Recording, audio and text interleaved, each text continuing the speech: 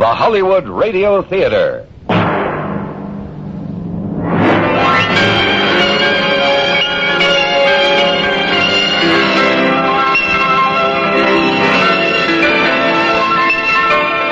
Every day at this time, Monday through Friday, a J.M. Kholos Enterprises production, the Hollywood Radio Theater presents an unusual tale of mystery and suspense.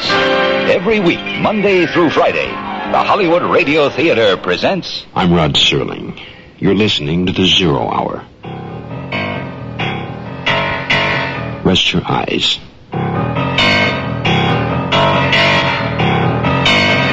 Exercise your imagination. This week, Merwin Gerard's study of a mad pursuit. Dead Man's Tale. Starring George Maharis. Craig Stevens. And Charles McGraw.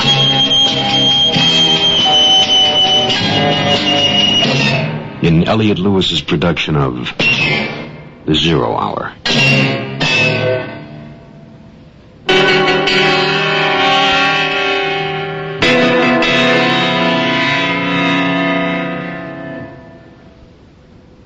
It has been 4 years since Carl Brooks ran from the Delta Hotel after finding an empty briefcase and a dead man.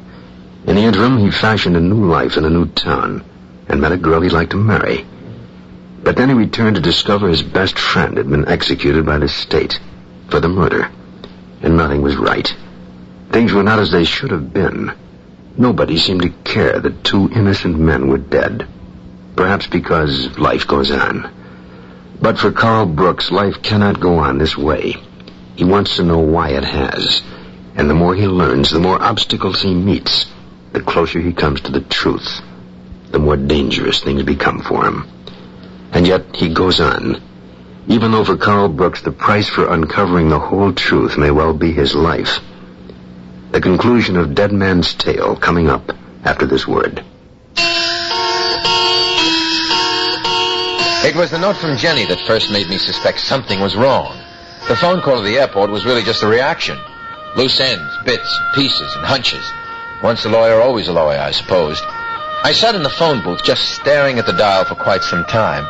My mind was swimming, and for a moment, I was Charles Barrows again, back in Coulter, by the lake, walking arm in arm with Jenny. Then I looked away and saw the reflection in the glass door of Carl Brooks and Caden careening back to reality. Jenny's note, and the message to call Dr. Irwin. County General Hospital. Dr. Frank Irwin, please. Dr. Irwin is recovering from an accident and cannot be disturbed. We're referring his calls to Dr. Daniels. Look, you don't understand. I'm returning his call. I'm sorry, sir. Dr. Irwin is asleep. Could you call back in the morning? Look, this is an emergency. I'm sorry, sir. Doctor is ill. Call in the morning. Damn.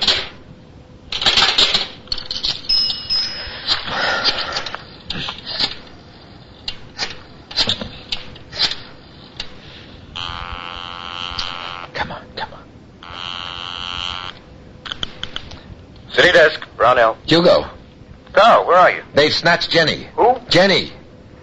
Who's Jenny? Didn't I tell you? Jenny's the girl I met in California. Hugo, she's why I came back. I mean, she's my new life. She came into town last night and was going to fly back tonight, but hold on, slow down. You lost me. Well, but they know she's here. I'm sure it's a ploy to get rid of me before... Carl, will you calm down? All right. Now, what I can make of your babbling, you think Ferris kidnapped Jenny in order to flush you out, right? Right, that's right. Wrong. And I'll tell you why. If Ferris had her, I'd know about it.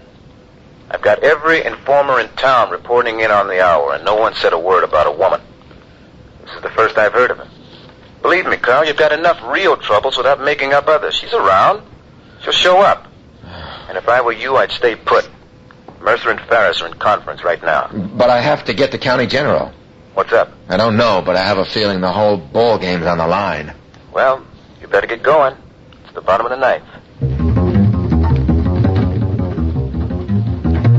If I was ever going to run, now would be the time. I tried to believe what Hugo said about Jenny, but I couldn't shake her disappearance from my mind. I left word at the desk to reroute any calls to meet at the Chronicle city desk. I got as far as the corridor in the hospital before a nurse stopped me. Just where do you think you're going? I have to see Dr. Irwin. Keep your voice down. People are sleeping. Visiting hours are over. Look, a man's life is at stake. I'm sorry. Hospital regulations. But Dr. Irwin, what are you doing out of bed? I want to see that man. But Doctor... I take full responsibility, nurse. Well, I guess it's all right. But please get back into bed. Hey, Mr. Brooks, come on in. Thank you, nurse. Mr. Brooks. Mr. Brooks, I'm a troubled man. Well, what is it, Doctor? Well, it's about Ellen Wilson. Go on. Ellen's been like a daughter to Edna and me. We were never blessed with children of our own. Well, I worry about her, you know. Like a father worries about his little girl. Then Katie, well, she's my little sugar plum. She tells me how she wishes I were her grandpa. You see, Ellen's parents are, well, they're not the nicest people. Well, to get to the point, Mr. Brooks, I called Ellen this morning to see how she was feeling.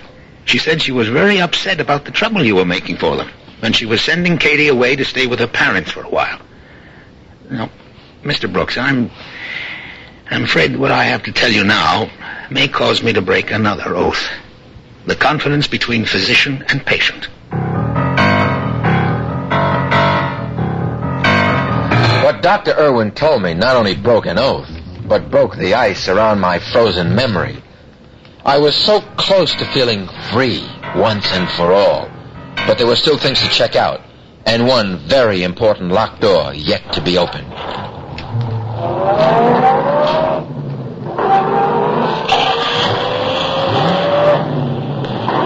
I had been spotted. The chase was on. I pushed the accelerator to the floor and drove for all I was worth. I had to get to the busy, well-lit street so I'd never have a chance to prove what I knew. The neon sign atop the Chronicle building loomed up ahead. If I could only make it. I looked in the rearview mirror, and the car following me was gone. Vanished.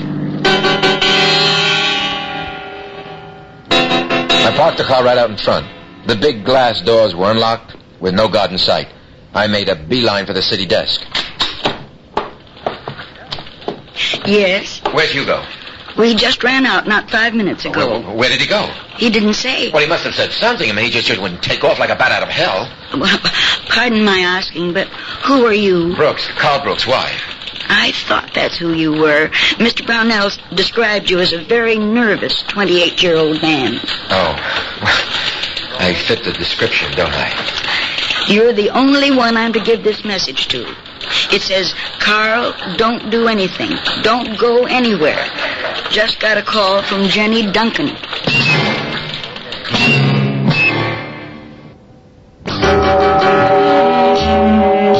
It seemed like every time I tied off a loose end, it knotted up. There was a question mark at the end of each answer. One more hunch. A faint recollection needed satisfaction. I had to get into the newspaper morgue just once more. Surely the woman at the city desk was most cordial, but had no access to the files. Nobody on the night shift could get them but Hugo, and Hugo was gone, ostensibly to locate Jenny. His cryptic message did nothing to make me any less nervous, but he may have had a reason, to prevent me from leaving the safety of the building. He knew I'd follow if I knew where he'd gone. I took it all to mean that the summit conference between Mercer and Farris was over, and war had been declared on Carl Brooks. I couldn't bring myself to sit it out. I was wearing out the linoleum in the city room when Shirley put down her magazine.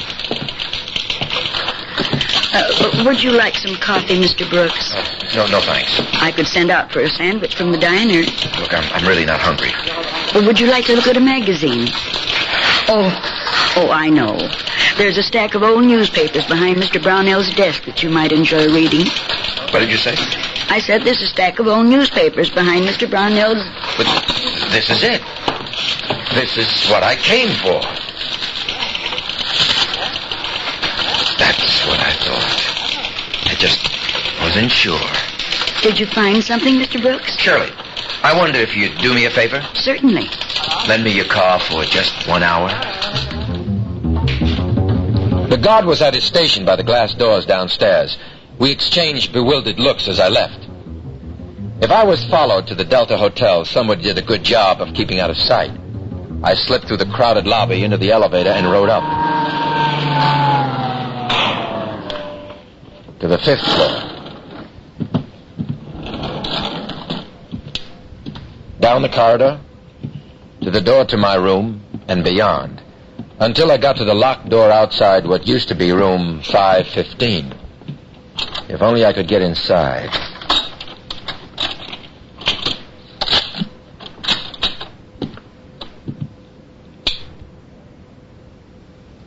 Robert Henley's old room was filled with furniture. Desks piled atop one another, chairs, dressing tables, rolled carpets. I blinked furiously as the dust rose from the floor, and I tried to remember how it was, how it had been that fateful night 4 years ago. Where in this room, under all this, would someone hide $150,000? Again, I recreated that horrible night, but this time in slow motion. Whatever it was, I had missed it before. I closed the door to 515, walked down the hallway, and opened the door to the stairwell. 10 sets of switchback stairs, 2 sets per floor. Nothing but concrete. Then the turn towards the lobby, and here I am. What is it? Where is it? Of course.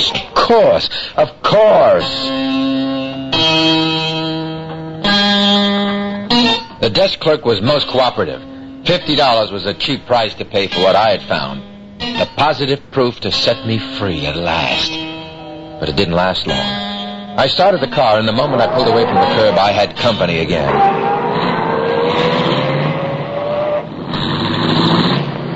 I got a good look this time. It was a pickup truck with a single, hatless man inside. From the angle of the headlights, I could tell this was my vanishing friend. Then, coming from the other direction, the big maroon touring car. I made a hard turn onto the frontage road leading to the residential track homes. The pickup made the turn, but the big car missed it. I was nearing my destination when... No, I can't be out of gas. Come on, Brooks. Get in. Hurry. Owen Morse.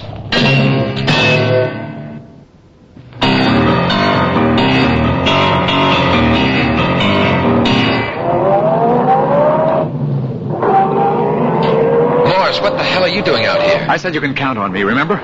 Tonight? At the hospital? At the first time you saw me? You mean you've been following me? Most of 2 days. Uh-oh, you better tell me where we're going. We're not the only ones on the road. Barnsdale Lane. You know where it is? Ought to. I paved the road. Hang on. Ellen Wilson's, right? Right. That's it, the one with the tall grass. This is going to be close. Pull in. We've got to get to the house.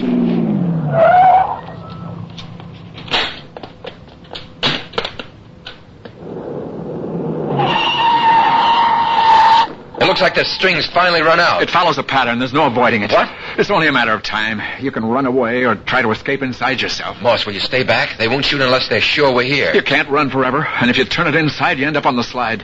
Either way, it's the same thing, so the faster you get there, the better. Get back. I'm cold, Brooks. My teeth are chattering. Here. Take my coat. Thank you. Pretty good fit. Please, keep still. I'm counting on you, Morse. I know. That's why I've got to do this. Morse, no! Wait! Come back here!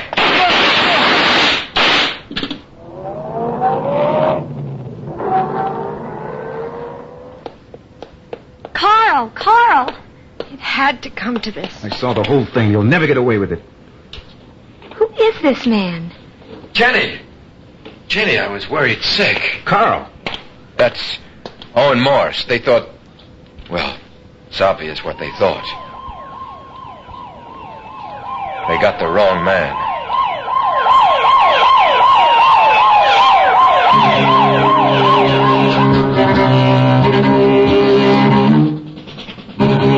So that about does it. And this killer struck once too often. Forgive me for lying to you, Carl. I had to speak to Ellen about us. I tried to reach you. Sorry it took me so long to get here. Yeah, where were you? I got a flat tire. Came right off the rim. At least I got the story. Yeah, well, don't put your pencil away just yet, Hugo. I'll get coffee. No, Ellen. I want you to hear this. I want you all to hear what really happened 4 years ago. All right. Shoot. Okay. Ferris found me in Henley's room just after I discovered the body. He accused me of murder and asked me where the money was. That's typical to frame you. No, he really believed it. I panicked and hit him and then ran down the stairs to the lobby. Henley's killer used those same stairs to escape. So Ferris could have done it and come back up in time to find you in the room. He could have. It was Ferris, right? Wrong, Hugo, and I'll tell you why. At that time, Ferris, Mercer, and 3 others knew there'd be money in that room. Well, the other contributors. Morse, Lacey, and Irwin. Not those 3. They knew about the money, but not where it was or who had it. Oh.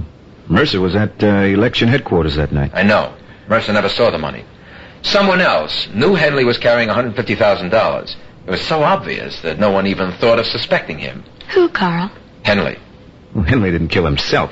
Mercer gave me the idea this morning when he threatened to prosecute me for conspiring with Barry to rob and kill Henley. Complicity. Henley didn't kill himself, and he couldn't rob himself either. He had to have told someone he knew. Henley was from out of state. He was chosen for the job because he had no connections with anyone. No visible connections with anyone. That's what made it so hard to figure out, even though it's obvious who it was. Who was it? Barry Wilson. Are you saying Barry did kill Henley? The killer was still in the building the whole time I was, on the same stairs I ran down on my way to the lobby. You mean you went right by him? No, the stairs go further.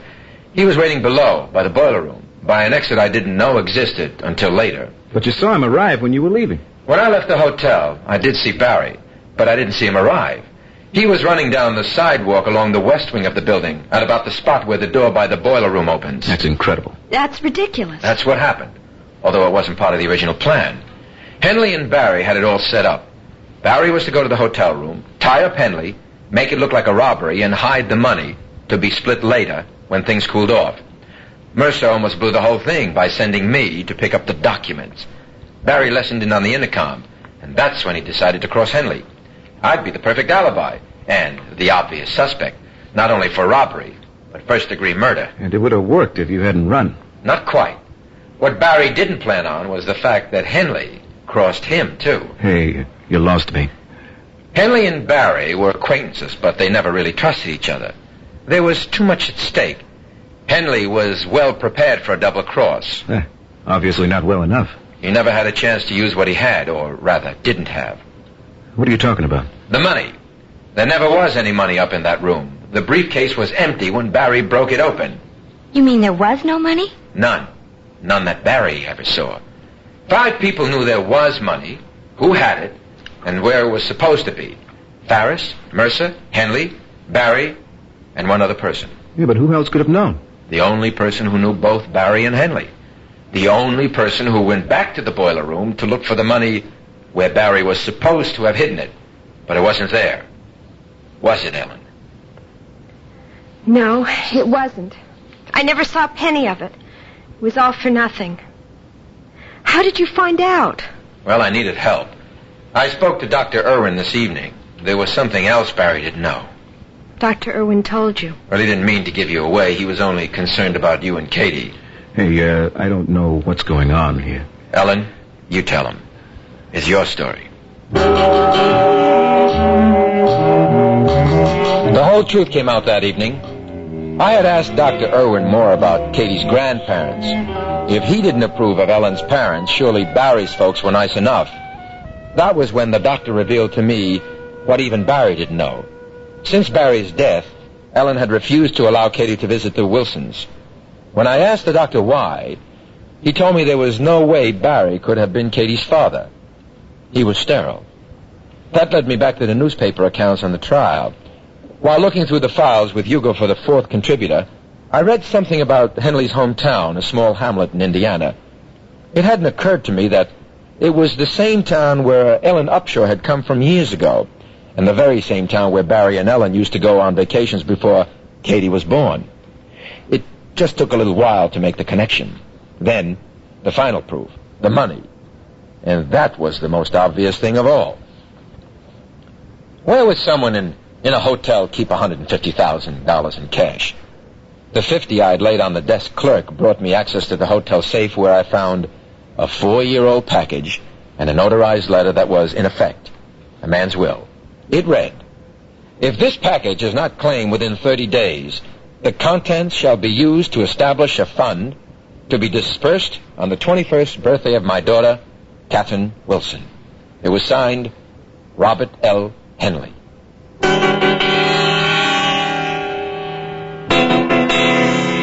Jenny and I caught the morning flight to the coast. Late that afternoon, we drove to the lake. Carl, what's going to happen to Ellen Wilson now? Well, Hugo didn't print the story. It wouldn't serve any purpose. Harris will be put away for the murder of Owen Morse. What about Mercer? As usual, Mercer's in the clear. He judged Barry as guilty for all the wrong reasons, but he did convict the right man. So I guess they'll all live happily ever after. Bet you can't throw a pebble through the ring. Bet I can. See? Mm-hmm. Here. Try this ring. Oh, Carl.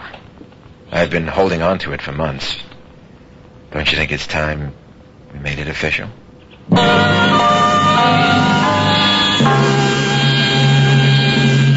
Hello, this is Susan Strasberg. I'll be here next week on the Hollywood Radio Theater's new zero-hour mystery with Peter Marshall, Andrew Duggan, Mary Wicks, and Kent Smith. He's been getting a series of poison pen letters ever since his wife left him last January. Hate mail? Uh-huh. I heard Mrs. Wharton just disappeared. Nobody knows where she is. Hey, you want to read it? You may think you can get away with your wife's murder, Rudolph Wharton, but you can't. Remember to listen next week when the Zero Hour presents A Die in the Country. Thank you. That concludes this week's production of the Zero Hour, Merwin Gerard's Dead Man's Tale. Next week we'll begin another exciting dramatization of a tale of mystery and suspense. We'll tell our story in 5 days, at the same time Monday through Friday. So on Monday, rest your eyes and listen here to the Zero Hour.